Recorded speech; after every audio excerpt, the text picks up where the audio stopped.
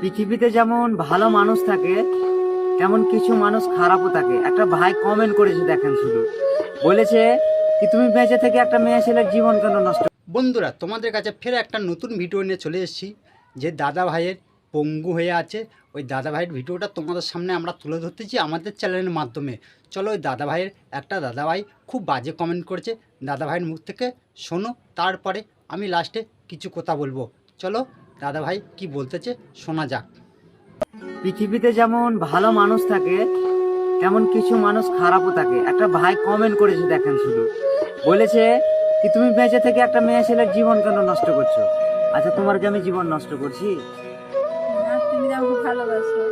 তো আপনারা শুনতে পেলেন, আমি আমার স্ত্রীকে ভালোবাসি, আর এতটাই ভালোবাসি কি তাকে ছাড়া আমি কখনোই বাঁচতেই পারবো না। তো এই যে কমেন্টগুলো করছো, বেঁচে থেকে কি করছো, বেঁচে কেন আছো, মরণ জীবন কাউরের হাতে নয়। যখন ঈশ্বর নেবে আমাকে, অবশ্যই আমার মৃত্যু হবে, তাছাড়া নয়। তো দয়া করে এই সব কমেন্টগুলো করবেন না। ধন্যবাদ, সবাই ভালো থাকবেন। কি বলছে ওই দাদা ভাইয়ের কাছে কেন তুমি আছো, ওই দাদা ভাইয়ের ছেড়ে থুয়ে চলে এসো। দাদা ভাই কিন্তু সব কিছু বলেছে। যে দাদা ভাই কমেন্টটা করেছো, ওই দাদা ভাইয়ের একটা কথা বলতেছি শোনো। তোমার বাড়িতে যদি তোমার সাথে এই রোগটা যদি তোমার হতো, তোমার বউকে তুমি বলতে পারতে আমার ছেড়ে থুয়ে চলে যাও?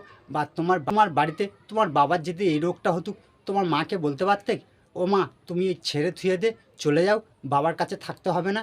তাই বলছি দাদা ভাই, কমেন্টগুলো করবে হিসাবে করবে, বুঝে সুঝে করবে, কাউকে কোনো দিন ছোটো ভাববে না। বন্ধুরা, ভিডিওটা এইখানটায় শেষ করতেছি। আশা করি তোমাদের ভালো লাগলে ভিডিওটা শেয়ার করবেন। সুস্থ থাকবেন, ভালো থাকবেন, আমাদের চ্যানেলের পাশে থাকবেন।